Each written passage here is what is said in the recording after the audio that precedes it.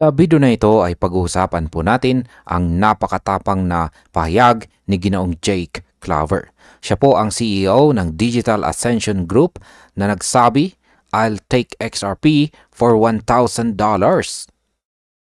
Ito ay kasunod po ng warning or babala ni Ginoong Robert Kiyosaki tungkol sa posibleng deflationary shock sa global markets dahil sa pagtatapos ng Japan's historic carry trade era.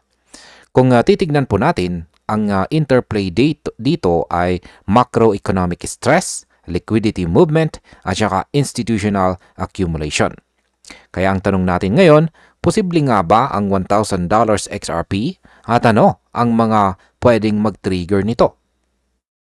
Kaya yan po ang siyang ating pag-uusapan sa video na ito at simulan po natin sa ating unang katanungan kung ano po ba ang sinabi ni Ginoong Kiyosaki tungkol sa global markets. Si Ginoong Kiyosaki ay nag-warn or nagbabala na matapos po ang Japan's decades-long carry trade, nagkakaroon na ng panganib na mag-deflate ang markets globally.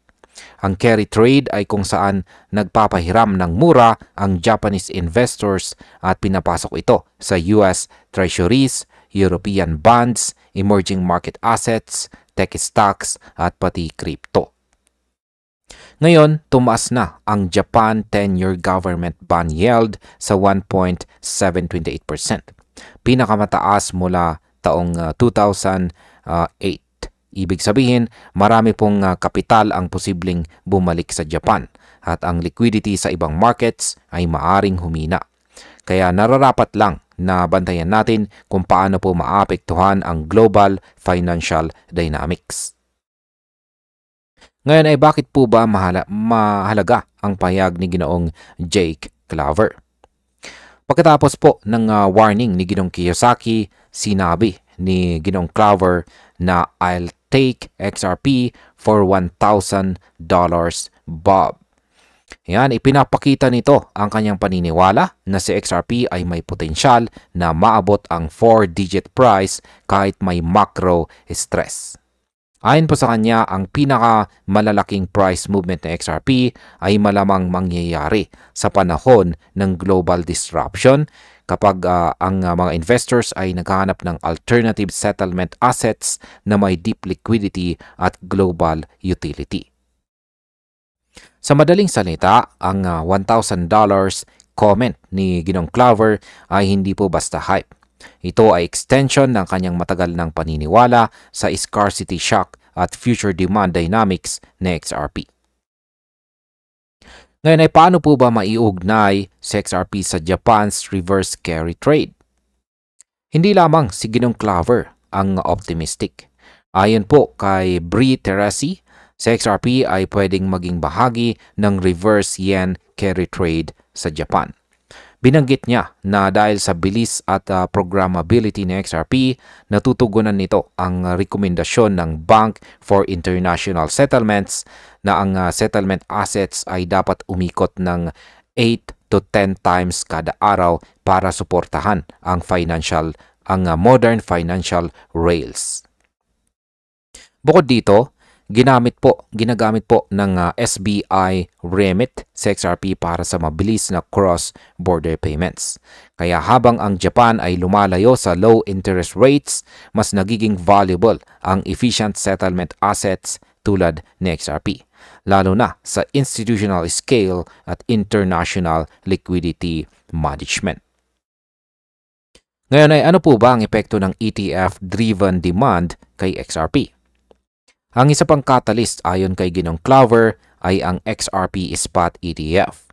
Ang ETF ay mabilis na kumukuha ng OTC or over-the-counter at dark pool supply na mas mataas kaysa sa inaasahan. Sa nakarang linggo, ang XRP ETF ay may hawak na mahigit 300 million XRP o $676 million asset under management. Ang pinakamalaga, ang mga major issuers tulad po ng BlackRock at Fidelity ay hindi pa pumapasok sa market.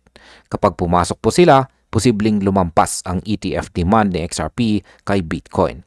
Kaya para po sa atin bilang mga traders at hodlers, ito ay sinyales ng sustained accumulation at potential scarcity na pwede pong magdulot ng malalaking price moves. Bakit po ba mahalaga ang $91 candle sa Kraken? Nitong nakarang linggo, nagprint po sa XRP ng candle sa $91 kay Kraken. Ayon kay Ginong Claver, ito ay halimbawa ng real supply crunch sa market. Hindi ito error sa chart, kundi preview ng kung paano pwedeng gumalaw sa XRP kapag institutional scale orders ang pumasok sa market sa public markets na kulang ang liquidity. Para po sa mga traders at holders, ito ay indikasyon na kahit sa kasalukuyan, may pagkakataon na ang price o presyo ay mabilis na umakyat kapag nagkaroon ng malaking demand at supply stress. Ito rin ay patunay na ang market dynamics ng XRP ay sensitibo sa global macro shocks at saka scarcity triggers. Ngayon ay kailan po ba posibleng maabot ang $1,000 na presyo ni XRP? Hindi lahat ng analyst ay naniniwala na malapit na ang $1,000. May mga projections tulad po ng Change Lee na nagsasabing pwedeng maabot ito sa taong 2040. Ang mahabang timeline ay dahil po sa kinakailangang macro conditions, global liquidity adjustments at saka institutional adoption. Pero para po sa mga believers at saka strategic holders, ang $1,000 na presyo ay hindi po imposible. Kapag nangyari ang scarcity shock at ETF, institutional demand ay sabay-sabay, may pagkakataon na matrigger po ang rapid upward moves. Kaya mahalaga na bantayan po natin ang on-chain activity, ETF inflows at saka macroeconomic shift sa paligid ni XRP. Ngayon ay ano po ba ang maaring implikasyon nito para sa atin bilang mga investors at hodlers? Para po sa atin, bilang mga investors at hodlers, ang balita na ito ay nagbibigay po ng long-term perspective. Hindi po ito simpleng pump hype. Ang pahayag ni Ginong Claver ay nagsasabi na si XRP ay may unique role sa global liquidity ecosystem at saka alternative settlement scenarios. Kapag may macro stress at saka institutional accumulation, ang XRP holdings sa mga exchanges ay pwede pong lumipat sa private custody na siyang magpapalakas sa scarcity. Para po sa mga traders, ito po ay pwedeng magdulot ng volatility at oportunidad. Para naman po sa mga long-term holders, ito ay sinyales na may strategic value sa XRP sa panahon ng financial uncertainty. At bilang panghuli ay ano naman ang aking masasabi tungkol dito. Ang pahayag po ni Ginong J. Claver at macro warning dito ni Ginong Kiyosaki ay nagpapakita ng interplay ng crypto sa global finance.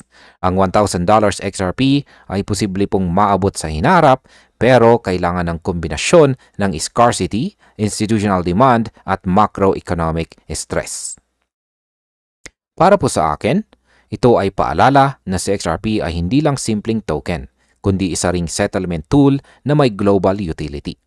Habang nag-o-organize ang ETF at saka institutional flows, mabuting bantayan natin ang market signals at saka on-chain data. Ang strategic positioning ngayon ay makakaapekto po sa long-term rewards at saka potential future price discovery ni XRP. At ayan, hanggang dito na lamang po tayo sa video na ito mga ka-crypto. Maraming salamat sa panonood.